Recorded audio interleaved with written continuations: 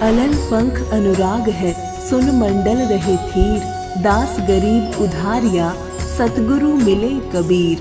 दिनांक 19, 20 व 21 मार्च 2024 को जगत गुरु तत्वदर्शी संत रामपाल जी महाराज के सानिध्य में मनाया जा रहा है संत गरीबदास जी महाराज जी का बोध दिवस।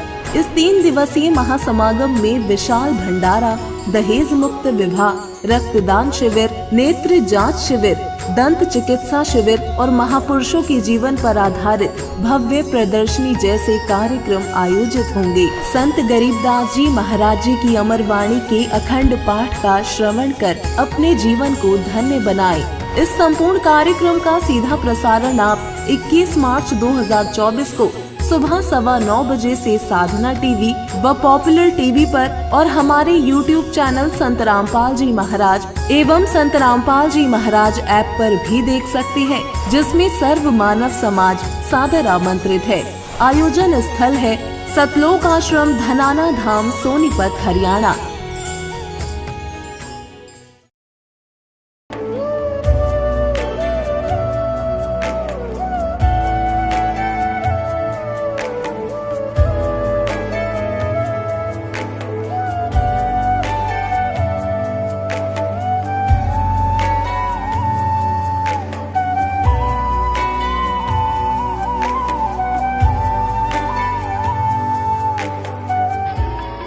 प्रभु राम देव भगवान अल्लाह खुदा ईश आदि नाम एक ही शक्ति के हैं। वो कैसा है, कहां है, कैसे मिलता है, किसने देखा है? ये प्रश्नवाचक चिन्ह पूर्ण रूप से हटाने के लिए अवश्य सुनिए जगत गुरु तत्वदर्शी संत रामपाल जी महाराज के अमृत वचन, सर्व पवित्र धर्मों के पवित्र शास्त्रों के आधार पर। गरुड़ पुराण के अंदर ये लिखा हुआ है कि जो प्राणी भक्ति नहीं करता उसको यम ना वो दान पुण्य करता विधिवत, तो यम के दूत पकड़ कर ले जाते हैं, ऐसे रास्ते से ले जाते हैं उसके तांबे की धरती पर से लोहे कति जलते हुए नंगे पैरों जाता है। वहीं पर भंडारे चल रहे होते हैं, अन्य जो पुण्यकर्मी प्राणी तो खाना खा रहे होते हैं और उसको प्यास और भूख सताती है। यम के दूतों से कहता है मुझे खाना खा लेने दो, तो वो कहते खबरदार, तूने खाना नहीं खा सकता क्योंकि तूने पुण्य नहीं किए। वो रोता है, बुरी तरह बिलखता है, बुरा हाल कर ले जाता है। फिर वो कहते हैं एक बार ले चल धर्मराज के पास, और क्या आदेश होता है तेरी फिर सेहत बनावेंगे, तो फिर गढ़ेंगे। उसका कलेजा फटने को हो जाता है। फिर गरुड़ पुराण में बताया गया है कि जो ऐसे जुल्म करता है उसके हाथ कटता है, वो ऐसे कर्म करता है उसकी आंख फूटती है, वो अंधा होता है। परमात्मा कहते हैं मरने वाला मर गया, उसने जो करना था वो कर लिया। अब वो गरुड़ पुराण मरे पाछे के काम आओगा, उसका जिंदे जी पढ़ाना था ताकि उसको डर लगता, भगवान से भक्ति करता, परमात्मा इन दुखों को याद करके बुराइयों से बचा रहता। अब वो कर्म फोड़ कर चला गया। ईव गरुड़ पुराण का पाठ करा, इनकी सारी उल्टी रीति।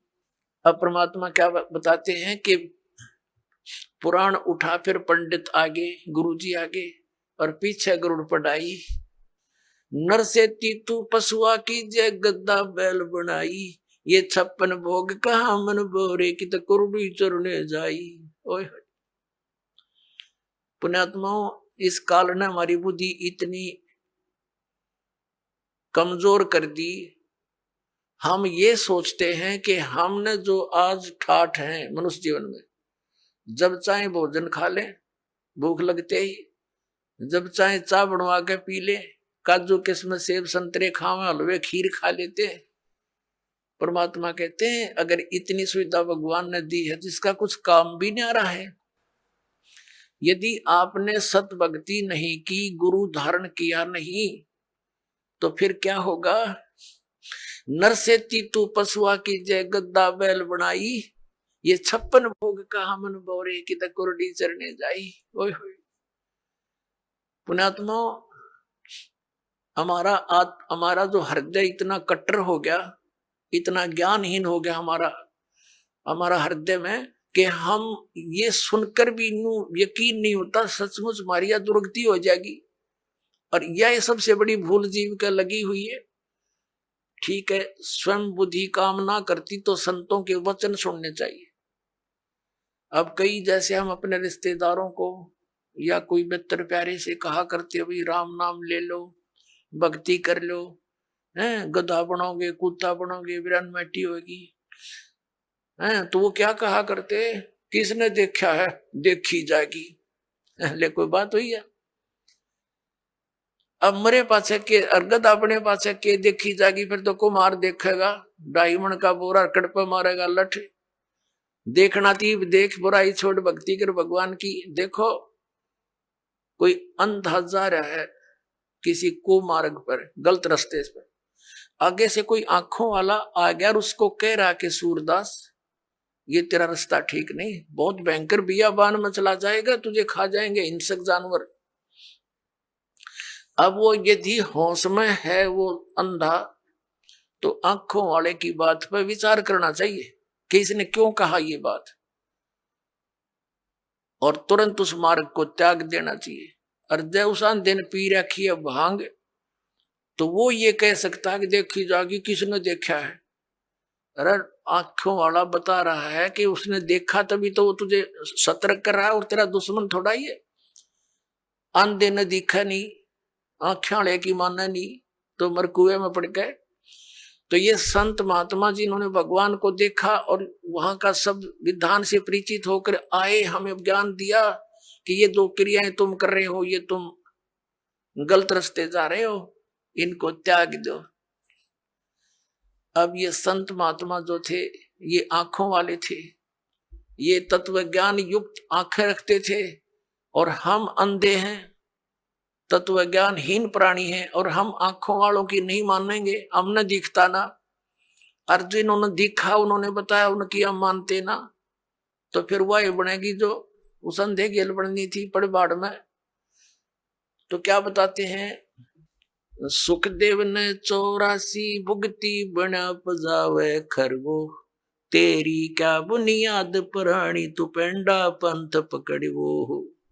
परमात्मा के ज्ञान से हमें पता चलता है कि एक सुखदेव नाम के ऋषि थे, और वो अपनी सिद्धि के कारण आकाश में उड़ जाते थे, लेकिन गुरु धारण नहीं कर रखा था, ना सत भक्ति कर रहे थे। पिछले जन्म के पुण्य कर्मों से भक्ति शक्ति से उसकी बैटरी चार्ज थी, हवा में उड़ जाने की सिद्धि भी थी। एक दिन साधु संत महात्माओं की गोष्ठी हो रही थी, और उसको बताया गया, वो स्वयं भी भगवान विष्णु के लोक में गए थे। विष्णु जी ने उनको रिजेक्ट कर दिया था कि आप निगुरे हो, आपका गुरु नहीं है, वापस जाइए, गुरु बनाइए फिर आइए। फिर उसने अन्य संतों से डिस्कस किया, तो सभी ने बताया कि सुखदेव जी आपने गुरु नहीं बना रखा, ये सबसे बड़ी भूल है तेरी। ये जो आप आज हवा में उड़कर चलते हो, इसी से आप ये सोच बैठे हो कि मैंने बहुत कुछ पा लिया, ये कुछ भी सांग नहीं है। जब गुरु नहीं बनाया था, गधे की योनि में जाओगे। जो ही उसको ये बात सुनने में आई, तो उसने पिछले जन्म उसका एकदम सामने दिखाई दिया।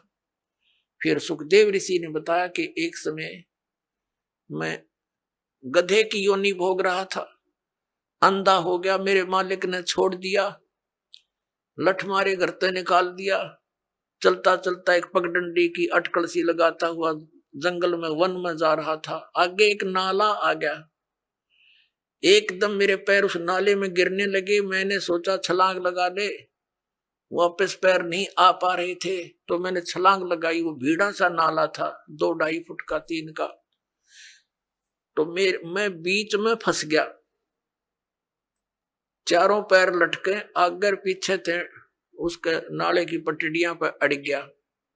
इक्का दुक्का व्यक्ति जावे था उस रास्ते से, बहुत दूर था नगरी से, तो वो मुझे निकाल नहीं सका, उसने चेष्टा भी नहीं की इक्के दुक्के व्यक्ति ने, और मेरे ऊपर के पैर रखे पार होने लगे, मेरी पुड़ी बना ली। 10-15 दिन तक भुगत कर जीवन अंत हुआ। अब वो दुख याद आते हैं और भक्ति करता हूं, तो यहां परमात्मा भी याद दिलाते हैं कि सुखदेव ने 84 भुगती और बना पजावे खरवो, खरवा ने गधा, पजावे होते हैं ऊंचे ऊंचे, ये कुम्हार लोग बनाते थे पहले, पुजावा उसके ऊपर ईंटें बनाते जाते, ऊपर बाहर मिट्टी, उस राख को दूर नहीं डाल सकते क्योंकि और सथा नहीं था, उसी के ऊपर बनाते रहे तो बहुत ऊंचा हो जाता है। तो परमात्मा कहते हैं सुखदेव ने 84 भुगती, बना पजावे खरवो, और तेरी क्या बुनियाद प्राणी, तू पेंडा पंथ पकड़वो, तेरी क्या औकात है बोली आत्मा, तो ये रास्ता पकड़ जो मोक्ष मार्ग है, इस मनुष्य जीवन को नष्ट ना करे। अब यहाँ आदरणीय गरीबदास साहिब जी बता रहे हैं, परमात्मा कबीर जी की तरफ संकेत कर रहे हैं। नरसेती तू पशुआ की जय गद्दा बैल बनाई, ये 56 भोग कहा मन बोरे, कहीं कुरडी चरने जाई। ओए पुणात्माओं, इन सत्संग के वचनों से ये अज्ञान का जामा बैठ गया हमारे हृदय में। इन परमात्मा के इन हथौड़ों से, इस तत्व ज्ञान से ये फूट जाएगा, और फिर सपने में भी डर लगेगा आपको, जब आपके ये पाप कर्म को छट जाएंगे सत्संग के सुनने से। पाप गणे बढ़ गए इसलिए हमारा यकीन ना होता, जो संत बताते हैं साची होगी, क्योंकि संत साची ही कहा करते हैं। अब आज हम कितना सुंदर आहार करते हैं, और एक छोटे से काम बिना, परमात्मा के नाम बिना, काम करते करते भक्ति करो, चलते फिरते भक्ति करो, ये विधान है। हठ योग कहीं नहीं लिखा किसी सदग्रंथ में। ये हठ योग करते हैं सुबह शाम 2.5 घंटे, ये अपना कर्म बिगाड़ रहे हैं। किसी भी सदग्रंथ में हठ योग करने का विधि नहीं है। अपना काम भी करो, राम भी भजो, नाम उठत नाम बैठत नाम सोवत जागवे, नाम खाते नाम पीते नाम सेती लागवे। फिर क्या बताते हैं भगवान, अपने आत्मा, इस दास का जन्म एक किसान परिवार में हुआ, और अब वो पुरानी बातें याद घनी आने लगी जब ये ज्ञान समझ में आ गया। हमारे एक बैल था, और उस बैल के पिछले खुरों में इतनी लंबी 1.5 इंच की कील घुस गई, और पता लगा नहीं। हाली उसको खेतों में ले गया, सारा दिन हल जोता, इतनी लंबी कील लगी, रात्रि सुबह वक्त से लेकर गया था। पैर में लंग घनी करे बैल, लेकिन रोका नहीं सारा दिन। किस दृष्टिकोण से नहीं रोका कि कई बार बैल के नस पे नस चढ़ जाती है, तो सलाह दिया करते थे उस समय से, ये हकीम होया करते कि बैल को ऐसा कोई झटका वटका लग गया होगा जिस कारण से ये लंग कर रहा है, लंगड़ा हुआ है, तो इसको रोकना नहीं चाहिए, काम लेते रहना चाहिए, इसी से ठीक होगा, नहीं तो ये सुन्न हो जाएगा पैर। इस दृष्टिकोण से आली ने सारा दिन प्रयोग किया, उसको रोका नहीं। शाम तक उसका पैर सोजस होगी, स्वेलिंग होगी, और घर पे आ गया जैसे तैसे 3 टांगों को रखता हुआ, और आते ही बैठ गया, ना कुछ चारा चरा, ना खाया पिया, कुछ भी नहीं, और उठा नहीं। सुबह उठाने लगे तब मुंह खोल लिया और गिर गया बुरी तरह, पैर सूज गया। ऐसे हकीम होया करते उस समय। कोई बुलाया, उसने देखा इसकी सोजिश आ गई, ऊपर घुटनों तक, गोड्डे तक सूज गया पैर, सोजिश होगी। तो उसने बताया कि इसके गोड्डे में बा आ गया, घुटने में बैल के कीला गिरी, खुरों में ट्रीटमेंट घुटने पर होना शुरू हो गया। मालिश करें, उसका पट्टी बांध दी। अब पहले तो वो अफलातून पाक रहा होगा जब मनुष्य था, उसने सोची भी ना होगी अब बिजली गिरेगी तेरे ऊपर। अब बोल कर बता नहीं सकता कहाँ दर्द है, क्या पीड़ा है। 1 महीने तक भुगता रहा, खावे पीवे कुछ नहीं, आंखों से पानी गिरे। 1 महीने के बाद फिर वो अपने आप पक के फूट गया, रिस उसमें से वो मवाद निकलना शुरू हुआ। जब ध्यान गया, अरे तेरे की खुर, ये तो यहाँ कोई डिफेक्ट है। फिर दिखा किसी को, उसने साफ सूफ करके एक चिमटी सी तो देखो कील निकाली इतनी लंबी, तब राहत मिली उस प्राणी को। अब परमात्मा याद दिलाते हैं, कबीर जिव्या तो वाए बली, जो रटे हरि नाम, नहीं तो काट के फेंक दियो ये मुख में भलो ना चामे। परमात्मा कहते हैं जीव तो वाए बली, जो भगवान का नाम सिमरण जाप करे, उसका गुणगान करे, नहीं तो इस चाम की कोई आवश्यकता नहीं, इस मुंह में इसने काट के फेंक दो, इससे अच्छा था। तो पुण्यात्मा सत साधना ना करने थे या जुबान छीन ली जाएगी हमारी, हम बोल के बता नहीं सकते। अब वो बातें दास का याद आने लगी जब परमात्मा का यू ज्ञान समझ में आया, ये आंखें खुल गई, रात की नींद गई, दिन की चैन समाप्त हो गया था। जब तक ये साधना नहीं मिली और मिलने के बाद फिर सिर दर्द की बाजी ला दी, समझा है तो सिर दर पाओ बहुर नहीं रहे सादा। परमात्मा ने कहा है कि ये संसार समझदा ना ही कहंदा श्याम दोपहरे नू, और गरीबदास ये वक्त जाता रोगे इस पैरे नू। इस समय ने याद करके रोया करोगे। अके भगवान मनुष्य जीवन में जब भक्ति कर लेते, कुत्ते बन के ऊपर न मुंह कर होते, उनको कभी कभी प्रेरणा होती है। अके बूंदी बन गई हमारे साथ, रात्रि में सर्दी के समय ऊपर से वर्षा हो रही है और वो एसी रूम में रहने वाला आज धूम लगवा के और गली में विराजमान है, एक भक्ति ना करने से। और फिर न्यू करे ऊपर न मुकर को देखे बूंदी बनी उसको, की आत्मा तो वही है जो मनुष्य शरीर में थी, सारी महसूस करते हैं वो। तो यहाँ परमात्मा कहते हैं आज 6 दिन पाछे गए गुरु से किया ना हेत, अब पछतावा के करे बिरा चिड़िया चुगी खेत। यानी मनुष्य जीवन रहते ही ये ज्ञान याद आ जाता है, पता लग जाता है तो कुछ भी ना बिगड़ा। और वह बिरान माटी हुए पाछे फिर रोए जाओ परिणामों करके। गरीबदास ये वक्त जात है, मनुष्य जीवन का समय जाता है, रोगे इस पैरे लू, इस समय न रोया करोगे जो सत भक्ति नहीं करी। और भक्ति कर रहे हो नकलियों के पास, वो भी रोएंगे क्योंकि वो यूजलेस है, कोई मंत्र नहीं, कोई साधना नहीं, कोई ज्ञान नहीं उनका।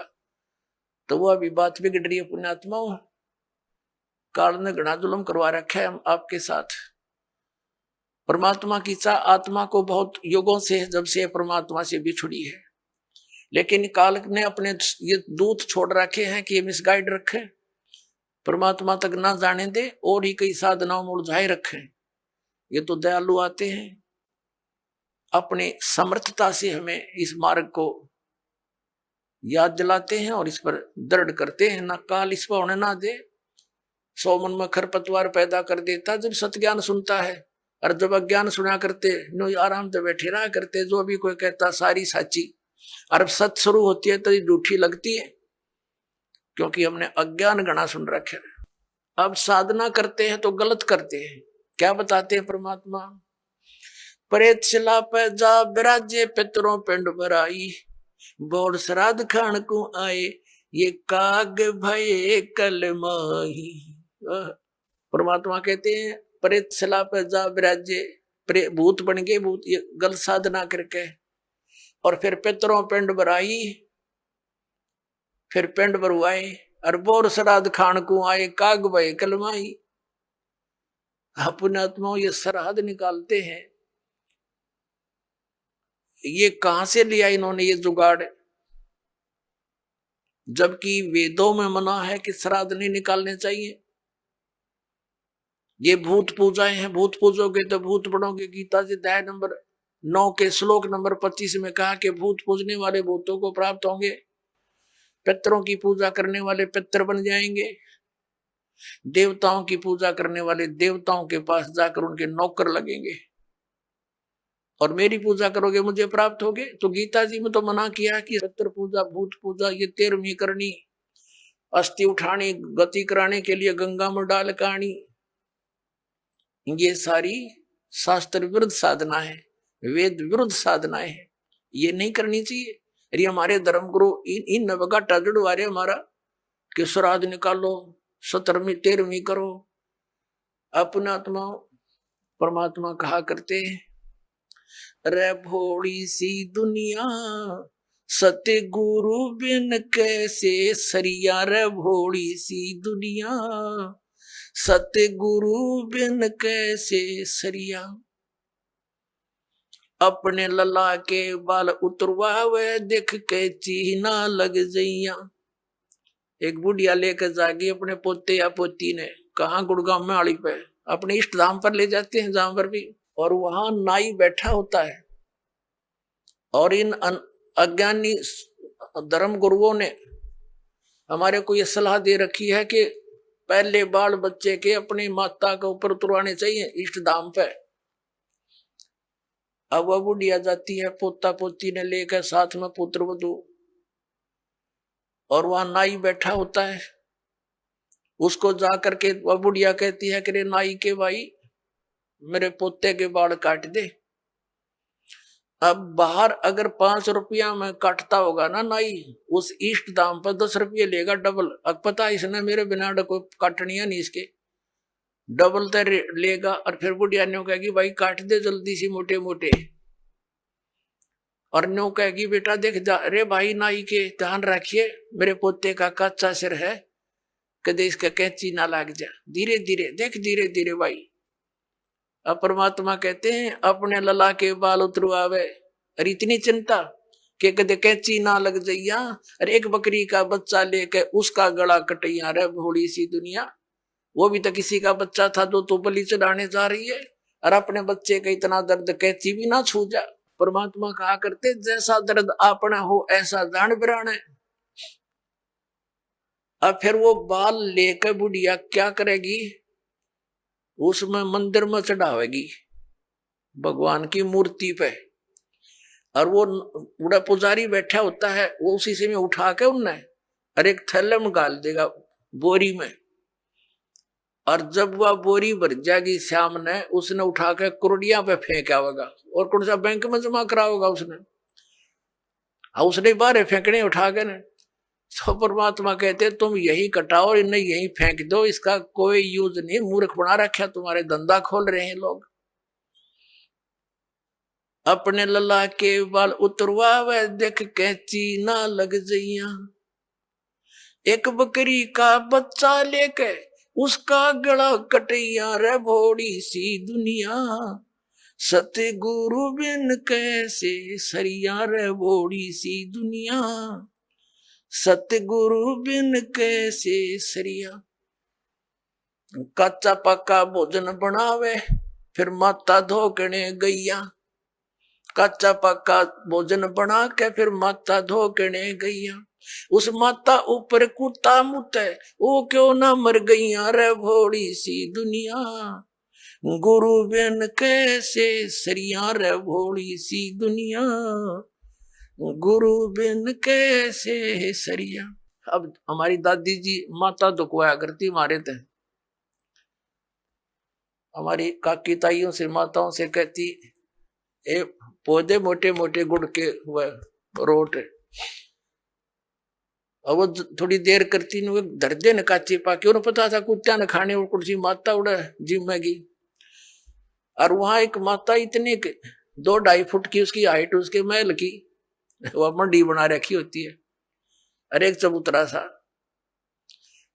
और वो बुढ़िया तो ऊपर चढ़ा कर वह तो डाल के उसका आगे परोठे पूड़े वापस नीचे उतरने से पहले 3-4 कुत्ते चढ़ जाएंगे उसके ऊपर।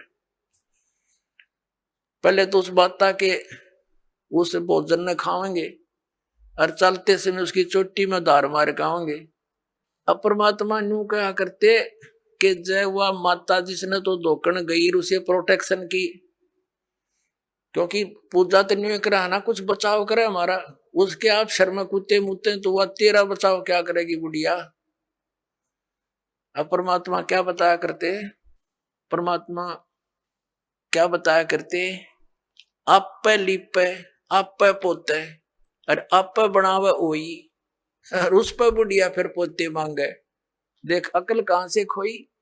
एक वही माता देखी हमने पूजती, एक औरत क्या चित्र बना लेती थी दीवार पर, आप पे बनाती और फिर उसका कागज जोत जात ला के अन्यों कहे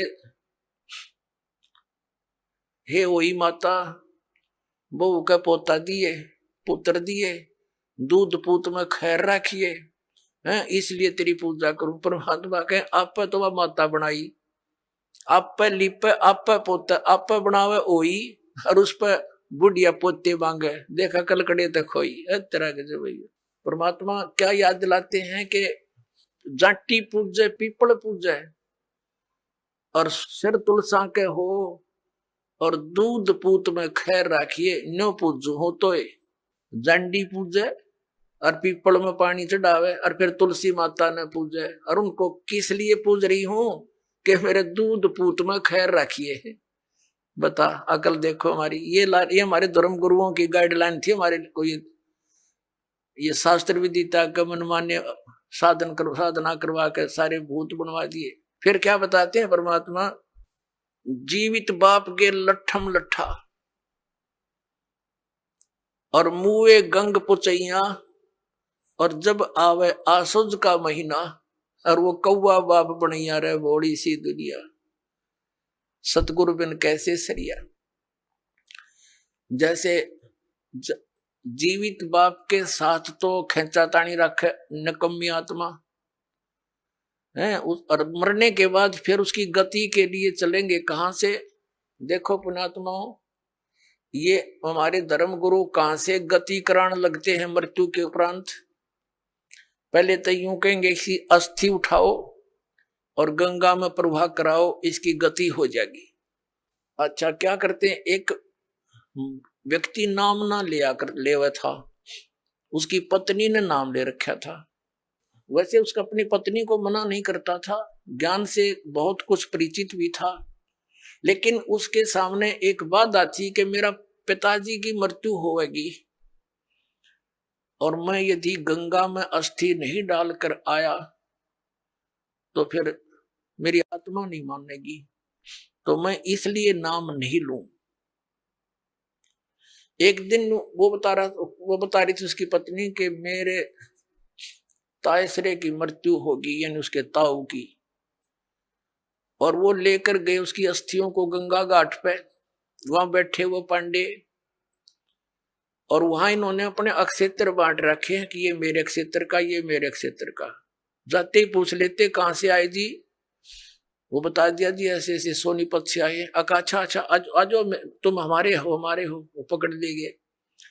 तो वहां जाकर उसने देखा, खोल कर पिछला सारा इतिहास बता देते हैं।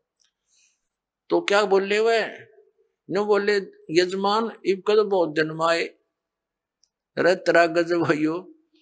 अब उन्होंने कह रही थी कि वो बतावा था उसका पति के मेरा माथा ठंड क्या कि दुश्मन तेनू बाट देखा हम रोज मरा, कद बहुत जन्माए गति कराण। तो वो कहने लगा उसके बाद मेरा वहां से मन हट गया कि वो तो हमारी सारा दिन जो है ना ये कुशोण मनावे हैं। अपने आत्माओं गति करवा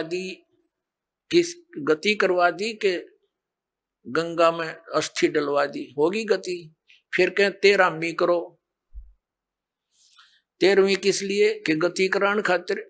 अच्छा वह 13वीं भी कर दी। फिर कहें अब इसके सरहद निकालो। पहले प्रत्येक महीने किया करते, फिर छठे महीने और बड़ा व्यवस्था करते थे, और फिर 1 वर्ष के बाद वो कंप्लीशन होता था, उसका समापन करते थे। 1 साल में पूरे वर्ष लगे रहते थे गति कराने। और फिर क्या करते हैं, परमात्मा कहते हैं प्रेत शिला पैजा बिराजे पितरों पिंड भराई। फिर पिंड भरवा दो, पितरों की मुक्ति हो जाएगी। परमात्मा क्या कहते हैं, जीवित बाप के लट्ठम लट्ठा हर मुए गंग पुचैया, और जब आया आसोज का महीना कौआ बाप बनैया रे बोड़ी सी दुनिया। अब फिर आगे श्राद्ध के समय आसोज का महीना। तो जिस तिथि को कोई घर का सदस्य मृत्यु को प्राप्त होता है तो हमारे धर्म गुरु वो तिथि नोट कर लेते हैं। आसोज के महीने में अमावस्या से लेकर पूर्णमासी तक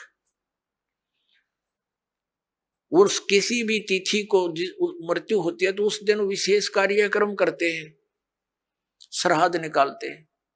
और सबसे पहले क्या करते हैं, वो बनाकर भोजन ऊपर रखते हैं छत पे, और उसी समय कौवे आकर खा जाते हैं। तो वो क्या कहते हैं हमारे धर्मगुरु, देखो भोग लग गए तेरे पिताजी, हो सकता कौआ बन रहे हो। अरे भले आदमियों, गति करान लागे थे, कौआ बना के छोड़ दिया। ये है इनके साधन। अब परमात्मा कहते हैं प्रेत सला पैजा विराजे पितरों पिंड भराई। और बहुत श्राद्ध खान को आए, काग बने कलमाही। आगे क्या बताते हैं, जय सतगुरु की संगत करते सकल कर्म कट जाई, अमरपुरी पर आसन होते जहां धूप ना छाई। अब क्या बताते हैं, जय सतगुरु की संगत करते सतगुरु मिल जाते तो ये सारे कर्मों तो पीछा छूट जाता, ना श्राद्ध निकालने, ना भूत बनना, ना कौवे और पशु की योनियों में जाना। और फिर क्या होता, अमरपुरी पर, अमरपुरी जिस स्थान का कभी नाश ना हो, सतलोक सनातन परम धाम की प्राप्ति हो जा, जब सतगुरु मिल जा तो ये झंझट मिट जा सारे। और ये हमारे गुरुजी धर्म गुरु ने कहा श्राद्ध तो अवश्य निकालना चाहिए, इन्हें तो हमारे कर्म बिगड़वाने का ठेका ले रखा था। पुण्यात्माओं, पवित्र हिंदू धर्म के जो सदग्रंथ हैं, पवित्र चारों वेद और पवित्र श्रीमद् भगवत गीता और पांचवा वेद जो परमात्मा कबीर जी की वाणी जो उनके मुख कमल से बोला गया, उसमें कंप्लीट ज्ञान है, सभी सदग्रंथों का सारांश है। वो तो इनके हाथ नहीं लगा क्योंकि उन्होंने इन संस्कृत के ज्ञाताओं ने वो तो रिजेक्ट कर रखा था, कबीर साहब की वाणी तो एक अशिक्षित की वाणी है, इस करके वो हमारे पास हमारे तक नहीं आने दिया। तो इनमें जो पुराण है, ये पुराण क्या चीज है, ये चारों वेद, उन चारों वेदों का सारांश श्रीमद् भगवत गीता। लेकिन श्रीमद् भगवत गीता में कुछ अटकल युद्ध कराने के लिए इस काल भगवान ने लगाई है, वो अलग से दिखाई देती है। और जो वेदों से मेल खाता वो गीता जी का ज्ञान खरा है, बिल्कुल सत्य है, क्योंकि वो वेद ज्ञान गॉड गिवन है, परमात्मा का दिया हुआ है। तो हमने परमात्मा के आदेश का पालन करना है। और पुराण क्या है, ये ब्रह्मा जी द्वारा दिया गया ज्ञान, ब्रह्मा जी से सुना, फिर कुछ अन्य ऋषियों ने किसी और से सुना हुआ ज्ञान, वो सब खिचड़ी बना के पुराण बना दी। अब वेदों में इन श्राद्ध आदि कर्म कांड का निषेध है, और गीता जी में निषेध 9वें अध्याय के 25वें श्लोक में स्पष्ट किया है, भूत पूजने वाले भूत बनेंगे। ये देखिएगा, श्रीमद् भगवत गीता, गीता प्रेस गोरखपुर से प्रकाशित है, जयदयाल गोविंद का इसके अनुवादक है। अध्याय नंबर 9 का ये है, अध्याय नंबर 9 श्रीमद् भगवत गीता, श्लोक नंबर 25। देवताओं को पूजने वाले देवताओं को प्राप्त होंगे, पितरों को पूजने वाले पितरों को प्राप्त होते हैं, और भूतों को पूजने वाले भूतों को प्राप्त होते हैं, और मेरा पूजन करने वाले मुझको ही प्राप्त होते हैं। अब ये श्राद्ध कितना आगे फिर, अब आपको दिखाते हैं झलक पुराणों में क्या लिखा है। एक मार्कंडे पुराण है, एक रुचि नाम के ब्राह्मण थे, ऋषि, और उसने वेदों को समझा पढ़ा, ये ज्ञानी आत्मा थे कि मनुष्य जीवन केवल मोक्ष प्राप्ति के लिए प्राप्त होता है। इसलिए उसने ना तो विवाह कराया, ब्रह्मचारी पद पर रहते हुए 40 वर्ष की उम्र होगी थी, और अपना जंगल में वन में रहता था, कोई मकान झोंपड़ी भी नहीं डाल रखी थी। ये सोच करके मोक्ष प्राप्ति करानी है, क्या संग्रह करना है, 2 दिन का जीवन है। अब वो वेदों अनुसार साधना कर रहा था, रुचि ऋषि, और उसके जो पिताजी, दादाजी, परदादाजी, चौथा दादाजी वो मर चुके थे, वह भूत बन रहे थे, और वो भी ऋषि थे, ब्राह्मण थे, उनने भी ये कर्म कांड करे और करवाए थे, तो भूता बनेंगे वह। तो वो चारों दिखाई दिए और कहा, बेटा तूने विवाह क्यों नहीं करवाया, विवाह करवा के तुम हमारा श्राद्ध करता है और हमारी गति हो जाती। अब रुचि कहने लगा कि पितामहो, वेद में तो ये मना कर रखा है, ये श्राद्ध श्रुद्ध निकालना, ये कर्म कांड करना, ये तो मूर्खों का मार्ग है। और वो पितर भी कहते हैं, बेटा है तो ऐसा ही, इसमें कोई संदेह नहीं, मिथ्या नहीं है, सच्चाई है। लेकिन हमारा क्या होगा, एक तुम बाढ़ में जाओ, थारा क्या होगा, आप मरे, अरे पुत्र और मरवाने के लिए तैयार करे। या देखो मार्कंडे पुराण, ये गीता प्रेस गोरखपुर से प्रकाशित है, गीता प्रेस गोरखपुर से प्रकाशित है। ये गीता प्रेस गोरखपुर से प्रकाशित है। ये 242 पृष्ठ पे संक्षिप्त मार्कंडेय पुराण, रोच्य मुनि की उत्पत्ति कथा। मार्कंडेय जी कहते हैं कि ब्राह्मण पूर्व काल की बात है, प्रजापति रुचि ममता और अहंकार से रहित इस पृथ्वी पर विचरते थे। उन्हें किसी से भय नहीं था, वे बहुत कम सोते थे। उन्होंने न तो अग्नि की स्थापना की थी, न अपने लिए घर ही बना रखा था। वे एक बार भोजन करते और बिना आश्रम के ही रहते थे। उन्हें सब प्रकार की आसक्तियों से रहित एवं मुनिवर्ती में देख उनके पितरों ने उनसे कहा, ये देखिए ये चारों आगे भूत बन रहे, ये देखो, ये रुचि ऋषि है, ये इनके पहले बने हुए वो पंडित जी सारे भूत पूज का भूत बन गए। अब ये दिख गए इसने सारे इकट्ठे। पितर बोले, बेटा विवाह स्वर्ग और अपवर्ग का हेतु होने के कारण एक पुण्यमय कार्य है। ये तो इन पितरों के वचन हैं, ये तो पितरों के वचन है जो अपनी सलाह दे रहे हैं। देखना, उसे तुमने क्यों नहीं किया? ग्रस्त पुरुष समस्त देवताओं, पितरों, ऋषियों और अतिथियों की पूजा करके पुण्यमय लोकों को प्राप्त करता है। वह सभा के उच्चारण से देवताओं को, शब्द से पितरों को तथा अन्नदान, बलि, वैष्णदेव आदि से भूत आदि प्राणियों एवं अतिथियों को उनका भाग समर्पित करता है। बेटा, हम ऐसा मानते हैं कि गृहस्थ आश्रम को स्वीकार न करने पर तुम्हें इस जीवन में कलेश पर कलेश उठाना पड़ेगा तथा मृत्यु के बाद और दूसरे जन्म में भी कलेश ही भोगना पड़ेगा। रुचि ने कहा, पितरगण, परिग्रह मात्र ही अत्यंत दुख एवं पाप का कारण होता है तथा उसे मनुष्य की अधोगति होती है, उससे मनुष्य की अधोगति होती है। यही सोचकर मैंने पहले से स्त्री संग्रह नहीं किया। अब यहां देखो, पितर बोले, बेटा जितेंद्रिय होकर आत्मा का प्रक्षालन करना उचित है, किंतु तुम जिस मार्ग पर चल रहे हो वह मोक्ष मार्ग है। बता, इसने तो घटिया मान रहे मोक्ष मार्ग ने कि तुम जो कर्म कर रहे हो जिस मार्ग पर चले तो मोक्ष मार्ग है। अरे हम बतावांगे पितृवृंद का मार्ग। देखिए, रुचि ने पूछा, पितामहो, वेद में कर्म मार्ग को अविद्या कहा गया है।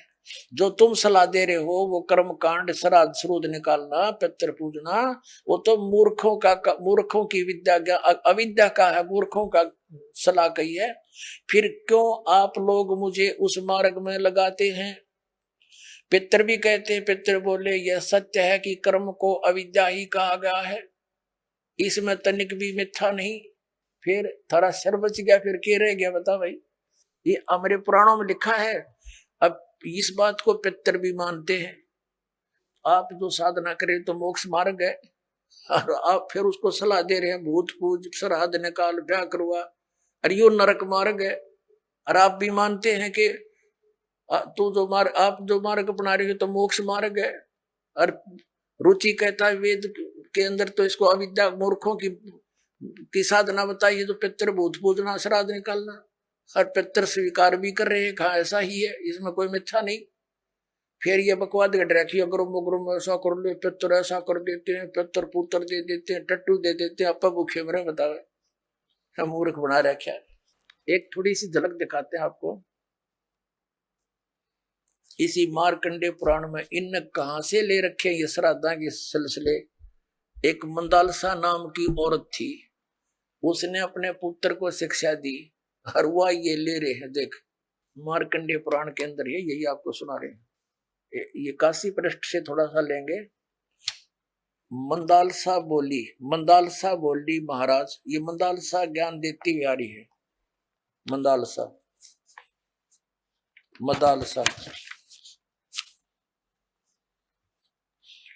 ये 82 पृष्ठ पे संक्षिप्त मार्कंडे पुराण, यहां देखिए। अब ये क्या सलाह दे रही है कि जो पितर देवलोक में है और जो त्रिक योनियों में ये पशु पक्षी बने हुए हैं और जो मनुष्य योनियों में एवं भूत वर्ग में स्थित हैं, भूत बन रहे हैं, और वे पुण्यात्मा हो या पापात्मा, जब भूख प्यास से विकल होते हैं तो वे अपने कर्मों में लगा हुआ मनुष्य पिंड दान तथा जल दान के द्वारा उन्हें तृप्त करता है। इसी तरह वह देवताओं और अतिथियों को भी संतुष्ट करता है, रखता है। देवता, मनुष्य, पितर, भूत, प्रेत, गुहक, पक्षी, कृमि और कीट आदि भी मनुष्यों से ही जीविका चलाते हैं। अब ये क्या बता रही है कि चाहे तो वो जो पितर देवलोक में है, जो त्रिक योनिया में पड़े हैं, और जो मनुष्य योनियों में यानी भूत आदि पितर पैतर बन रहे हैं, वे पुण्यात्मा हो या पापात्मा, सब भूखे प्यासे मरते रहते हैं। तो वो टट्टू देवलोक में हुए, भूखे मरते प्यासे मरे। अब क्या बताते हैं आगे, ये देखिएगा यहाँ क्या बताया है संक्षिप्त मार्कंडेय पुराण 92वें पृष्ठ पे। इनमें से जो नरक में निवास करते हैं, जो पशु पक्षी की योनियों में पड़े हैं तथा जो भूत प्रेत आदि के रूप में स्थित हैं, उन सब को विधि पूर्वक श्राद्ध करने वाला यजमान तृप्त करता है। कैसे करता सुनो। मनुष्य पृथ्वी पर जो अन्न बिखेरते हैं, उनसे पिशाच योनि में पड़े पितरों की तृप्ति होती है, जो जमीन पर दाने डाल देते हैं। बेटा, स्नान के वस्त्र से जो जल पृथ्वी पर टपकता है, उससे वृक्ष योनि में पड़े हुए पितर तृप्त होते हैं। जो रूख वृक्ष बन गए, उन का ना का जो वस्त्र ने छोड़ दिए ना, वो वृक्ष योनि में पड़े हुए तृप्त हो जाएंगे। अरे भले आदमियों। अब ये एक बार क्या था, परमात्मा कबीर जी काशी में गंगा घाट पर चले गए। गंगा का घाट बना हुआ है, वहां पर ये ब्राह्मण लोग सूर्य को यानी ऐसे सूर्य की तरफ मुंह करके गंगा से जल उठावें और वहीं डाल दें। कबीर साहब बढ़कर उसमें गंगा में घुटनों पानी में और ऐसे नौकरन लगे, गंगा के जल को पटरी पर फेंक रहे पूरी स्पीड तक। अब वो सारे पंडित जी अपना काम छोड़ के कबीर साहब की ओर देखने लगे। कहने लगे, वो कबीर ये क्या कर रहा तू? कबीर जी बोले, आप क्या कर रहे हो? मैंने ना पूछा, तुम क्यों पूछ रहे हो मेरे से? पहले आप बताओ आप क्या कर रहे हो? कि हम अपने पितरों को स्वर्ग में जल भेज रहे हैं। ये हम यहाँ जल डाल रहे हैं ना, ऐसे मंत्र बोलकर, ऐसे सूर्य की तरफ मुकर के, ये वहां स्वर्ग में हमारे भूखे प्यासे पितरों को जल प्राप्त होगा। परमात्मा बोला, मैंने एक बगीची लगा रखी अपनी झोपड़ी के आगे और मैं उस बगीची को सींच रहा हूं। फिर मंड के करड़े हो गए। तो वो कहने लगे, रे भोले आदमी, इतनी दूर कैसे जाएगा जल? ये तो यहीं पड़ा है। वो तेरी झोपड़ी के आगे बगीची जो छोटी सी लगा रखी, वो कैसे सिंचाई होगी इससे? कि 1 लाखों किलोमीटर दूर, मील दूर तुम्हारे पितरों को स्वर्ग में ये पानी मिल सकता है, तो ये 2 किलोमीटर पर क्या दिक्कत आएगी इसको? तो उनकी चौंध टूट गई। पंडित जिया ने फिर अपना गलती स्वीकार की, मालिक की शरण ग्रहण करी। अपने आत्मा वही यहाँ ये सिस्टम है। देखो, अब देखो इनके आगे फिर मार्कंडेय पुराण हम पढ़ रहे हैं 92 पृष्ठ पे, 92 पे। उससे वृक्ष योनि में पड़े हुए पितर तृप्त होते हैं। अच्छा, वृक्ष तो है इतना बड़ा और पानी निचोड़ा कपड़े का उड़ा गंगा के किनारे, बताओ वृक्ष कैसे तृप्त होगा? उसमें तो बाल्टी भर गिरनी पड़ेगी। तो किसी मूर्ख बना रखे हैं। देखो, और नहाने पर अपने शरीर से जो जल के कण इस पृथ्वी पर गिरते हैं, उनसे उन पितरों की तृप्ति होती है जो देव भाव को प्राप्त हो रहे हैं। देखो इनकी अकल। कहते हैं नहाने के बाद जो छींटे छाटे पृथ्वी पर पड़ते हैं ना, वो जो देवता बन गए, उन पितरों की तृप्ति होती है। वो टट्टू देवता बन गए, जब इसे पानी तो छकेंगे उड़ा हुआ। तरह अकल बना मार रखी मारी। देखो देखो नहाने पर अपने शरीर से जल के कण इस पृथ्वी पर गिरते हैं ना, उनसे उन पितरों की तृप्ति होती है जो देव भाव को प्राप्त हुए हैं, जो देवता बन रहे हैं। और पिंडों के उठाने से वो पिंड भरवाते हैं, अन्न के कण पृथ्वी पर गिरते हैं ना, उनसे पशु पक्षी योनियों में पड़े हुए पितरों की तृप्ति होती है। बता वो पशु योनि में कितना भैंस बन कर खड़ी होगी, उनकी वह माई या दादी ताई काकी है, और वह कण गिरे पृथ्वी पर कीता है, वह भैंस तो एक टोकरा ने भूस खावा डेली, एक कण ते क्यों कर छिकेगी वह है तेरा कैसे भाई, देखिए से मूर्ख बना रखा। अब देखो कुल में बालक जो श्राद्ध कर्म योग्य होकर संस्कार से वंचित रह गए, यानी बचपन में मर गए, श्राद्ध करे नहीं, तो वे बिखरे हुए अन्न और ये समाज जन के जल को ग्रहण करते हैं।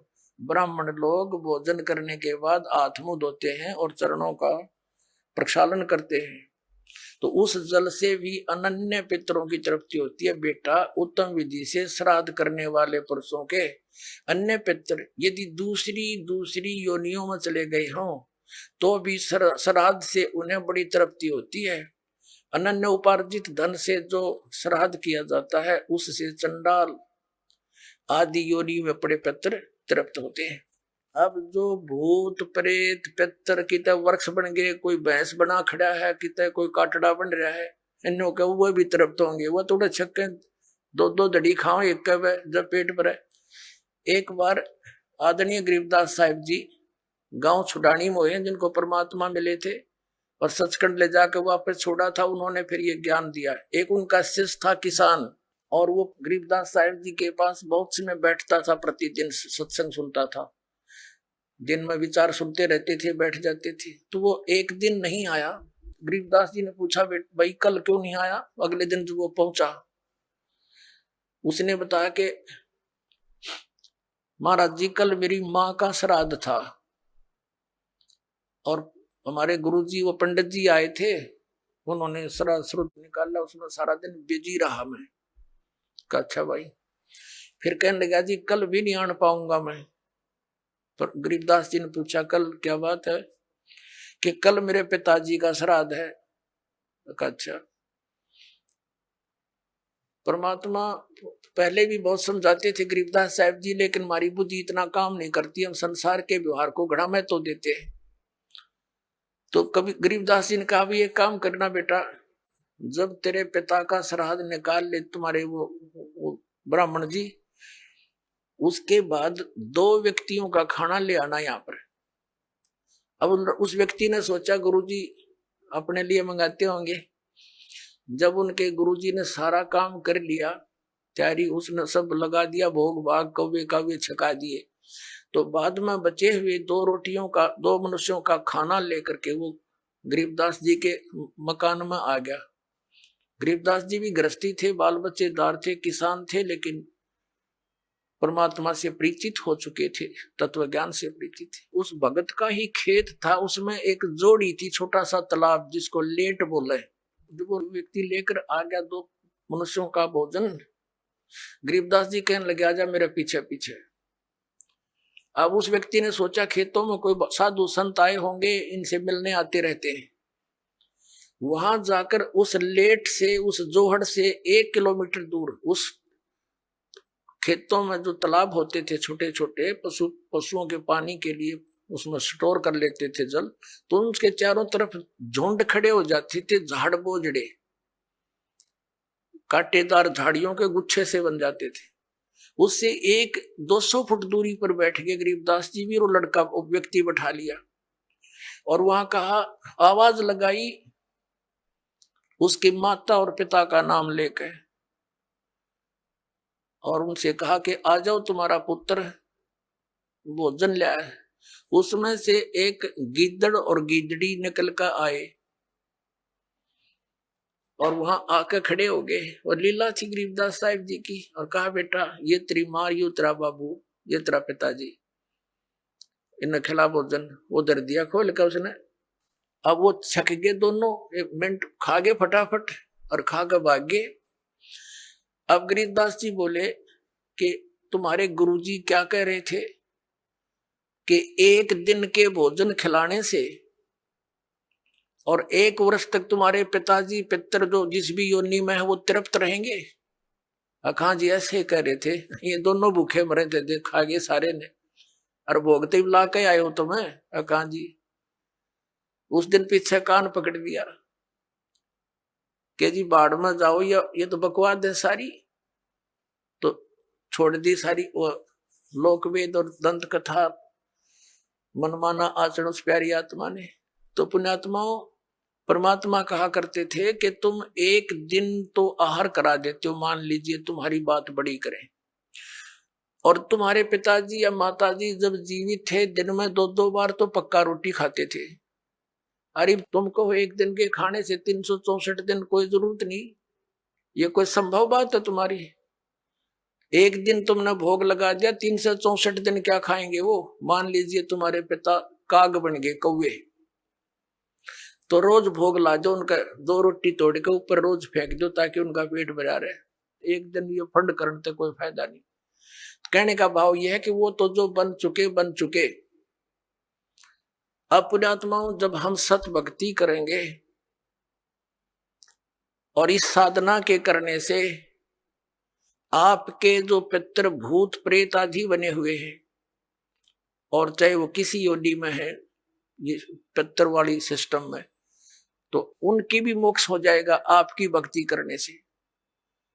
अब पुण्यात्माओं, ये सत्कर मान लेना, ये दास आपको समय अनुसार सब क्रियाएं बताएगा। इन एडवांस करने से आप अपना कर्म बिगाड़ बैठोगे। आप अपनी भक्ति करते रहो और समय आने पर ये सब आपके पितर वगैरह भी इस साधना से ही इनकी मुक्ति हो जाएगी। अब क्या होता है, जैसे इन्हीं पुराणों में लिखा है कि 1000 ब्राह्मण भोजन कर रहे हो, जैसे इन्होंने पितरों की और भूतों की श्राद्ध की वो विधि बता रखी है। पितरों के लिए भोजन कराओ ब्राह्मणों को तो ऑड नंबर में हो, जैसे 1, 3, 7 यानी 5, 7 ऐसे हो, और बाकी इवन नंबर में हो, ऐसी संख्या में जमाने चाहिए। और इसी विष्णु पुराण में लिखा है कि 1000 ब्राह्मण जिमते हो, भोजन कर रहे हो, और उनके सामने एक योगी माने भगत, सच्चा भगत, सत्साधक, सत साधना करने वाला परम अक्षर परमात्मा का जो साधक है वो वास्तव में भगत योगी होता है। योगी का अर्थ ये नहीं ये पेट का पानी हला के दिखा दे और आसन उसन कर रहा हो ना, ये योगी नहीं, ये तो एक प्राकृतिक चिकित्सक कह सकते हैं, वो योगी है। योगी का अर्थ होता है भक्त, परमात्मा से मिलने की जो कोशिश कर रहा है वो योगी है, भक्त। आइए अब हम उन श्रद्धालुओं के अनुभव जानते हैं जो जगत गुरु तत्वदर्शी संत रामपाल जी महाराज जी से दीक्षा प्राप्त कर चुके हैं तथा उनके द्वारा बताए गए भक्ति मार्ग पर चल रहे हैं। सर नमस्कार। नमस्कार सर। क्या नाम है आपका? जी मेरा नाम छगनलाल मालवी है। सर कहाँ से आए हैं आप? जी मैं लिम्बाली उज्जैन जिले से आया हूँ। सर संत रामपाल जी महाराज जी से नाम दीक्षा लेने से पहले आप क्या भक्ति साधना करते थे? सदगुरु संत रामपाल जी महाराज जी की शरण में आने से पहले मैं शिव जी की भक्ति किया करता था, उनको इष्ट देव में मानता था, और इसके अलावा अन्य भी पूजा साधना किया करता था, जैसे हनुमान जी को जल चढ़ाना और तीर्थ पर जाना, जैसे सोमनाथ गया हूँ मैं, द्वारका भी गया हूँ, और शेरावली का भी उपवास किया करता था मैं। और शेरावली का उपवास में 9 रात्रि में 9 दिन से उपवास किया करता था, और गणेश जी का भी उपवास किया करता था। सर जो ये आप पूजा कर रहे थे, क्या उनको आपको कोई विशेष लाभ भी मिला? जी उनसे कोई विशेष लाभ नहीं मिला। घर में आर्थिक स्थिति बहुत कमज़ोर रहती थी, इसके साथ साथ घर में कलह भी हुआ करता था, और इसके साथ साथ में मेरे जो नशा करता था वो नशा भी बरकरार चलता था, और नशा नहीं छूट पाया मेरा। क्या सर आप भक्ति करते करते भी नशा कर रहे थे? जी सर, उसके बाद में भी मैं सभी प्रकार का नशा करता था, जैसे कि दारू पीना, गांजा पीना, तम्बाकू खाना, बीड़ी, सिगरेट, ये सभी प्रकार के विकार मेरे में जो के त्यों थे, और सभी प्रकार का मैं नशा किया करता था। सर संत रामपाल जी महाराज जी से आपने नाम दीक्षा कब ली? सर मैंने संत रामपाल जी महाराज जी से 28 दिसंबर 2012 को नाम उपदेश लिया। आपको संत रामपाल जी महाराज जी के बारे में पता कैसे लगा? जी, संत रामपाल जी महाराज जी का सत्संग मैंने टीवी पर देखा था और उसके बाद में मुझे अच्छा लगा सत्संग। उसके बाद में मैं संत रामपाल जी महाराज जी की शरण में गया। सर हम आपसे जानना चाहेंगे कि आप इतने सालों से देव देवताओं की भक्ति करते थे, उसके बावजूद आपका नशा नहीं छूट पा रहा था, आपके घर में गृह कलेश भी रहता था, तो क्या संत रामपाल जी महाराज जी से नाम दीक्षा लेने के बाद भी आप नशा करते हैं? जी, संत रामपाल जी महाराज जी की शरण में जाने के बाद में उनसे नाम जब उपदेश लिया मैंने, तो उसके बाद में वो दिन है का आज का दिन है, मैंने किसी प्रकार का नशा नहीं किया और अपने आप वो नशा छूट गया। सर एक बात बताइए, आपका नशा कैसे छूट गया? लोग काफ़ी कोशिश करते हैं, नशा मुक्ति केंद्र भी जाते हैं, उसके बावजूद भी वो नशा करना नहीं छोड़ पाते। वो नशा छोड़ने के लिए बहुत सारी क्रियाएं भी करते हैं, मेडिसिन भी लेते हैं, उसके बावजूद भी वो अपना नशा नहीं छोड़ पाते। तो संत रामपाल जी महाराज जी से नाम दीक्षा लेते ही नशा अपने आप कैसे छूट गया? जी, संत रामपाल जी महाराज जी जो नाम उपदेश देते हैं, जो भक्ति बताते हैं, उस भक्ति की शक्ति से ही हमारे विकार सभी प्रकार से दूर हो जाते हैं और सभी प्रकार का नशा छूट जाता है। और नशा तो दूर रहा, अगर कोई हमारे पास में बीड़ी पीता है तो उसके पास में भी हम नहीं बैठते हैं, क्योंकि उसकी बदबू ही इतनी बुरी लगती है हमें। और इसी प्रकार से हमारा नशा छूट गया है। और क्या क्या लाभ मिले आपको? जी, और लाभ मुझे मिला है, जैसे कि मैं कोरोना पॉजिटिव आ गया था, डॉक्टर से जांच करी मैंने सरकारी हॉस्पिटल में जाके। डॉक्टर ने बोला कि आप पॉजिटिव हो, आप घर से अलग हो जाओ, परिवार से अलग हो जाओ। फिर मैंने पूछा कि सर मैं कहाँ जाऊँ? तो उन्होंने बोला कि आप सरकारी हॉस्पिटल जाओ, वहाँ पे आपका इलाज होगा। सरकारी हॉस्पिटल गया तो वहाँ पे हमारे पास में ही एक कैंप लगा था मरीजों का, तो फिर वहाँ पे मुझे भेज दिया। फिर मैंने वहाँ पे जाने के बाद में मन ही मन सद्गुरु रामपाल जी महाराज जी से प्रार्थना लगाई। तो उसके बाद में 2 दिन में वहाँ पे शिफ्ट रहा, एडमिन रहा, भर्ती रहा। उसके बाद में वहाँ डॉक्टरों ने मुझे चेक किया। चेक करने के बाद में उन्होंने बोला कि आप घर जाइए, आप यहाँ रहोगे तो और ज़्यादा संक्रमित हो जाओगे, आप घर जाइए। तो वहाँ से 2 दिन के बाद में मुझे वापस घर भेज दिया और मैं पूरी तरह से ठीक हो गया। सर संत रामपाल जी महाराज जी से नाम दीक्षा लेने के बाद आपको और कोई भी लाभ मिले? जी, और मिसेस को भी लाभ मिला है। मिसेस पहले सर दर्द बहुत ज़्यादा हुआ करता था, ये नॉर्मली बात नहीं है, बहुत ज़्यादा हुआ करता था, जिस कारण से वो बहुत परेशान रहती थी। उसके बाद में रोया करती थी बैठ के। फिर हमने डॉक्टर को भी दिखाया, पास में डॉक्टर गांव में ही। डॉक्टर ने बोला कि ठीक है भाई इलाज कर देते हैं। इलाज कर दिया, कोई लाभ नहीं मिला। फिर बड़े डॉक्टर को उज्जैन भी गए हम दिखाने के लिए। डॉक्टर ने वहाँ जाँचें लिखी, जाँच भी करवाई। फिर डॉक्टर ने कुछ दवाई गोले भी दी, कोर्स भी दिया कि भैया ये कोर्स आप ले लीजिए, उसके बाद में दिखाना। उस कोर्स से कोई लाभ नहीं हुआ। फिर दूसरा कोर्स दिया डॉक्टर ने, उससे भी कोई लाभ नहीं हुआ। इस प्रकार से उसकी बीमारी जो सर दर्द था उसमें कोई फ़र्क नहीं पड़ा। फिर इसी प्रकार संत रामपाल जी महाराज जी से पत्नी ने नाम उपदेश लिया, तो आज तक उसको वो बीमारी नहीं हुई। जी, और एक छोटा बच्चा है हमारे घर में, करीब करीब 6 साल का। उसके यहाँ सर में एक इतना बड़ा फुंसी हो गया था, जो काला था, जो जिसे मेद बोलते हैं गांव भाषा में। वो दिन प्रतिदिन बढ़ता ही जा रहा था। घर वाले बोलते थे कि ये मेद है और ये जाके बहुत बड़ा हो जाएगा और इसका ऑपरेशन ही करवाना पड़ेगा। तो फिर ऐसे ऐसे भगतमती ने प्रार्थना लगाई संत रामपाल जी महाराज जी से, तो वो जो था फुंसी इतनी बड़ी, वो अपने आप धीरे धीरे पूरी तरह से बैठ गई और आज वहाँ पर निशान भी नहीं है। सर जैसा कि आपने बताया कि संत रामपाल जी महाराज जी से नाम दीक्षा लेने के बाद आपको बहुत सारे लाभ मिले हैं। सर आप पहले भी भक्ति कर रहे थे, तो जो पहले आप देव देवताओं की भक्ति कर रहे थे उस समय आपको लाभ क्यों नहीं मिल रहे थे? सर क्या कहना चाहेंगे? सर ये तो मुझे संत रामपाल जी महाराज जी की शरण में जाने के बाद ही पता चला कि क्यों नहीं मिली, इनसे भक्ति करने के बाद में भी लाभ क्यों नहीं मिला। क्योंकि वो जो साधना करता था वो सब शास्त्र विरुद्ध था, और शास्त्र विरुद्ध साधना से कोई लाभ नहीं मिलता है। क्योंकि गीता जी में प्रमाण है, गीता अध्याय 16 के श्लोक 23-24 में है कि जो शास्त्र विधि को त्याग कर मनमाना आचरण करता है उससे किसी प्रकार का कोई लाभ नहीं मिलता है। जैसे कि न तो उसके कष्ट का निवारण होता है, ना उसका मोक्ष होता है, ना उसकी कोई गति होती है। इसलिए शास्त्र अनुकूल ही भक्ति करना चाहिए, हमारी गीता जी में प्रमाण है। सर आप भगत समाज को क्या संदेश देना चाहते हैं? जी, भगत समाज से मैं तो यही प्रार्थना करूँगा, संदेश तो क्या दूंगा, प्रार्थना करूँगा कि संत रामपाल जी महाराज वो साधना बता रहे हैं जो अपने शास्त्रों में वर्णित है, जो आज तक किसी धर्म गुरु ने नहीं बताई, जो अपना मनमाना आचरण करवा रहे हैं। संत रामपाल जी महाराज वो साधना बता रहे हैं जो अपने शास्त्र में प्रमाणित है।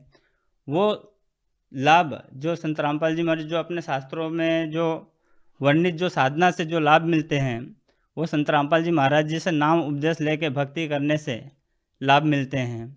सर, आज कोई व्यक्ति अगर संत रामपाल जी महाराज जी से नाम दीक्षा लेना चाहता है तो वो उनसे नाम दीक्षा कैसे ले सकता है? जी, बहुत आसान तरीका है। संत रामपाल जी महाराज जी के सत्संग कई चैनलों पे चलते हैं, उसके नीचे एक पट्टी चलती है, उस पट्टी पे कुछ नंबर दिए जाते हैं। उस नंबर पर आप संपर्क करके अपने ही जिले के अंदर निःशुल्क नामदान प्राप्त कर सकते हैं और सभी प्रकार के लाभ भी ले सकते हैं। जी धन्यवाद सत साहेब जी।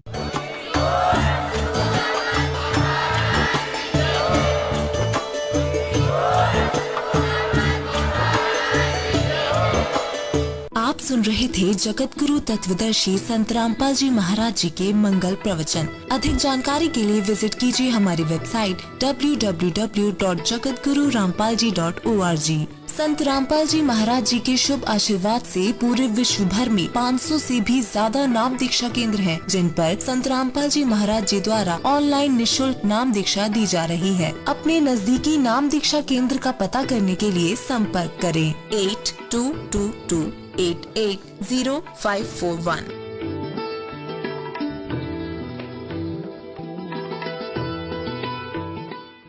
अलल पंख अनुराग है, सुन मंडल रहे थीर, दास गरीब उधारिया, सतगुरु मिले कबीर। दिनांक 19, 20 व 21 मार्च 2024 को जगत गुरु तत्वदर्शी संत रामपाल जी महाराज के सानिध्य में मनाया जा रहा है संत गरीबदास जी महाराज जी का बोध दिवस। इस 3 दिवसीय महासमागम में विशाल भंडारा, दहेज मुक्त विवाह, रक्तदान शिविर, नेत्र जांच शिविर, दंत चिकित्सा शिविर और महापुरुषों के जीवन पर आधारित भव्य प्रदर्शनी जैसे कार्यक्रम आयोजित होंगे। संत गरीबदास जी महाराज जी की अमर वाणी के अखंड पाठ का श्रवण कर अपने जीवन को धन्य बनाएं। इस संपूर्ण कार्यक्रम का सीधा प्रसारण आप 21 मार्च 2024 को सुबह 9:15 बजे से साधना टीवी व पॉपुलर टीवी पर और हमारे YouTube चैनल संत रामपाल जी महाराज एवं संत रामपाल जी महाराज ऐप पर भी देख सकते हैं, जिसमें सर्व मानव समाज सादर आमंत्रित है। आयोजन स्थल है सतलोक आश्रम, धनाना धाम, सोनीपत, हरियाणा।